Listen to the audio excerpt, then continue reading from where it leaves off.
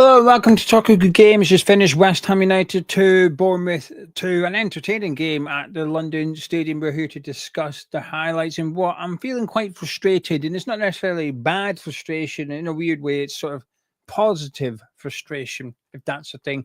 But anyway, if you're new to the channel, please do subscribe. And regardless of if you're new or you've been here since we started 10 years ago, please do drop a like on the video by clicking the thumbs up. Helps out the video, helps out the channel.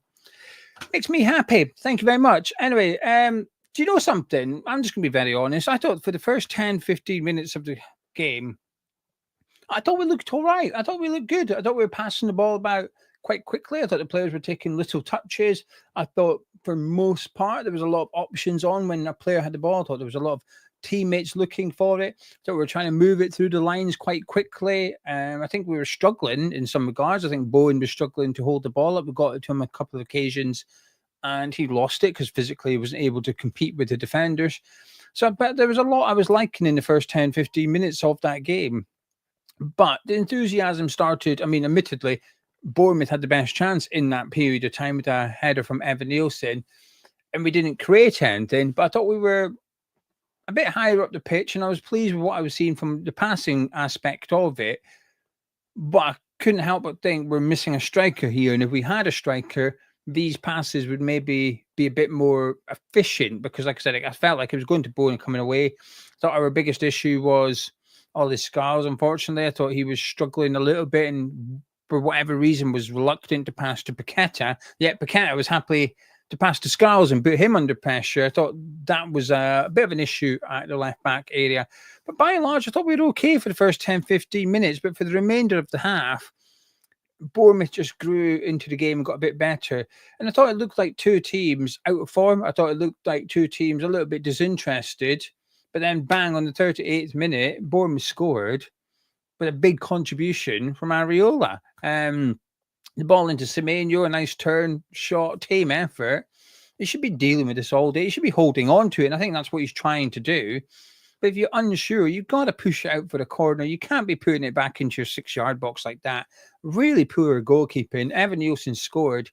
Then between Bournemouth scoring and the halftime whistle going, we were terrible. Everything just stopped. There was no effort. There was no enthusiasm. There was no belief. They nearly scored again, this time from a corner. Zabarny hitting the crossbar. But we were struggling to string two passes together by the end of the first half. We were lucky to, I say lucky, going at 1-0. Probably not. I think we were lucky Bournemouth didn't increase the tempo enough in that period because I thought we were really struggling. We came out this, at half-time, one sub, Emerson coming on. It was disappointing not to see Fullkrug come on at half-time as well. I mean, it was disappointing not to see him start, but I'm going to get onto that at the end of the video.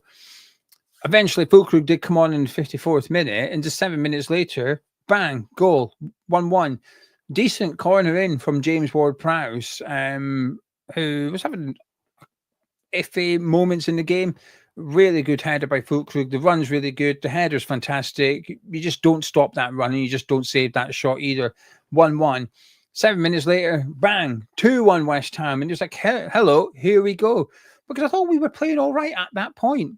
To be honest with you, the entire duration Fullkrug was on the pitch, I thought we played better. I think partly down to the fact that Fullkrug was on the pitch, and I think partly down to the fact that Jarrod Bowen went back over onto the right-hand side. Kudus goes down the left, really good ball in, great header by Jarrod Bowen, just times everything to perfection. Kepa's nowhere near it. 2-1 West Ham. And again, I thought we were playing some decent enough football at this point. I thought Solar coming on made a difference as well. Just the sort of retaining possession and moving the ball into those attacking players. I was enjoying it. There's been, at times, I've been sort of waiting, thinking, do you know, this whole wait till Potter gets his own players kind of thing. I thought, I don't really see it. I seen it today. I felt like today I could see glimpses of it. And the first half was really poor because it felt like the end of a manager's reign rather than the start of a manager's reign. But the second half, much more enjoyable. I liked it. And it was disappointing not to get all 3 points. But I can't sit here and say I want to see more attacking football and more entertainment and then get it and more. I'm quite happy with what I've seen in the second half. If we could do that for 90 minutes, I'd enjoy that a lot. Their goal came just 10 minutes later, so Evanilson got another one. I don't think it's a free kick. It's one of them. You just got to take it on the chin. I think Ward Prowse is a bit harsh. I'm not convinced it's a free kick. Never mind the yellow card. Saying that, I always think that when free corners are given and free kicks are given and stuff like that, the game resets. It's all, as much as I've just pointed it out, you still got to then defend it. There's no excuse not to defend it. We're not really switched on enough in the sense that Kepa's over the halfway line to take it, and we haven't even noticed. Long ball into the box towards Howson. Oh, Kilman, mate. Oh, Kilman. Just 2 yards behind every other defender. Frustrating. It's really frustrating. I think Emerson's more unlucky, whereas Kilman, I think, is just completely switched off. Emerson runs back in to try and help defend that long ball into the box, and I think he's just unfortunate. He's keeping Evanilson on side. He's just quicker to react than the rest of them. But Kilman, very frustrating. Good head down by Howson. Good finish by Evanilson. I really like him. He's a good striker. 2-2. And this is the first time I've been hooked until the final whistle. There's been quite a few games that's gone by where maybe half an hour to go, 20 minutes to go, I'm sat there thinking, we ain't scoring. I'm almost disinterested because I've got a lack of belief. But today, 88 minutes on the clock, 89 minutes on the clock, 91 minutes on the clock, I'm sat there watching thinking, we're going to nick this. Admittedly, when Bournemouth got the ball, oh no, we're away to concede, they're going to nick it. I actually thought someone was going to steal that game in stoppage time. I enjoyed it. I thought Guilherme came on. You can give him a pass because he's young. But what an opportunity he had to play it into the 6-yard box where Fullkrug and Bowen were running in. Maybe he would have got that. But I thought he added something. I thought he looked quick. I thought he looked sharp. He was beating his man. I liked what I seen from Guilherme today. I really did. And sort of almost fair play to Potter for putting him on, because after what we've seen at Molineux, I thought he was fine. I would have understood if he didn't put Guilherme on today and just left Kudus on for the remainder of the game, but he made that change and I liked it. Nearly paid off. On another day with some coaching and experience, I think he maybe makes a different decision. I think he perhaps just got a bit overly excited when he got that ball in that good position. The full-time whistle went 2-2. A decent point for us. We're not really playing for anything. I think it's a worse result for Bournemouth, given they've got European hopes, than it is for West Ham. But I needed that today. Was it good for 90 minutes? No, I'm not pretending it was, right? The first half was a good 15 minutes, a pretty poor 15 minutes, and a bad 15 minutes. But the second half, I liked it. And this is where the sort of positive frustration comes from, because when Fullkrug come on, I thought he changed the game completely. He's my man of match. I'm getting a second game in a row. I'm giving a substitute the man of match, and it's Fullkrug on both occasions. I thought his hold-up play was really good. That free kick we got outside the box that Bowen nearly scored from, Bowen wins it, but it's Fullkrug's hold-up play and his link-up play with Bowen that brings that free kick.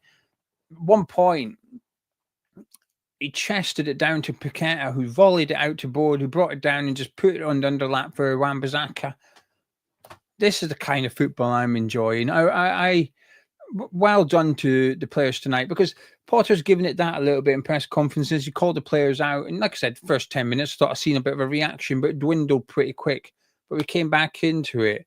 I needed what I've just seen. It sounds weird because we haven't won the game, but I would argue that the end result is irrelevant to some extent. It would have been nice to nick it, and I would have been gutted had we gone on and lost the game. I think a draw was a fair result today, but I'm feeling quite positive because I've needed something like that. And like I said, I think this is the time I can watch us and think, all right, now I can get it. If Potter gets his own players, he got the starting 11 wrong.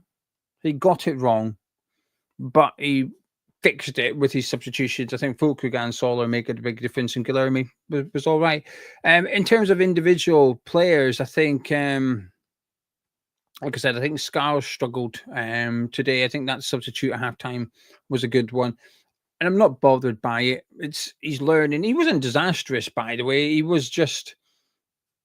just looked inexperienced at times. At times there was a pass on for Paqueta and he didn't do it. That time he ran into the middle of the pitch, lost the ball, and ended up with Wan-Bissaka bailing him out with a sort of, say, a last-minute tackle, last-minute interception on Utara.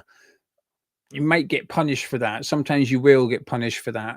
I think that's good management by Porter. Give him 45, but if he looks like he's a bit ropey, take him off before he does something wrong. Nothing bad happened. Good experience for the kid. In midfield, I think, it wasn't our best game. We don't have that many players that I thought played really well. Bowen, and this is the other frustration. Frustration one was the lack of Fullkrug from the start, and the evidence is there. Frustration two, until now, we've not really had. We know what Bowen's best position is, on the right of an attacking three.